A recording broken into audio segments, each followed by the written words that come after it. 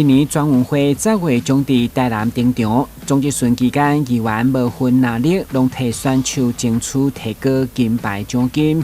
其中吴伟霆日前嘛答应台南成为地主队，个人金牌奖金将对30万提高到35万。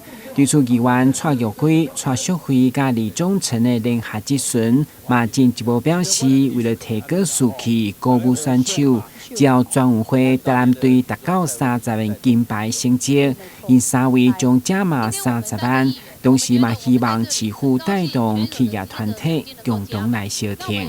大家互相嘛，阮合到30面，再局出了1000、2000嘛好，对不对？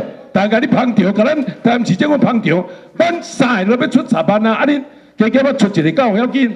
对啦，阮会去，恁出来嘛是，恁出10万是摕迄个基金嘛吼，啊，我嘛会个往回募捐来。基金无啦，基金无啦吼。会啦。莫讲咱台南市长沙上市，人医生出5万。哦，我头叫是讲你出的，咱市政府出的，结果是医生出的咧。啊，伊都有讲伊无爱出名。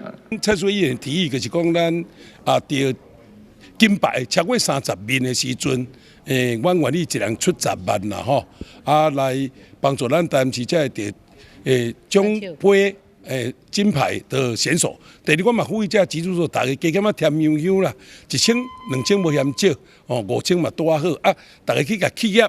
甲咱热心关心咱台南市的这百姓也好，这企业家也好，也是讲校也好，庙宇也好，来甲捐寡钱无寡钱，我感觉这个好事，甲咱营造整个台南市的好的环境啦这是我的想法两当一摆全运会以110年为例，台南市代表队总共摕下89面奖牌，其中有25面金牌。议员嘛希望因抛砖引玉，带动市府重视甲社会支持。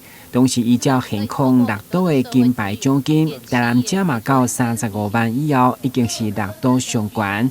接下就是争取2、3名奖金的提高。台南新闻管制林英光采访报道。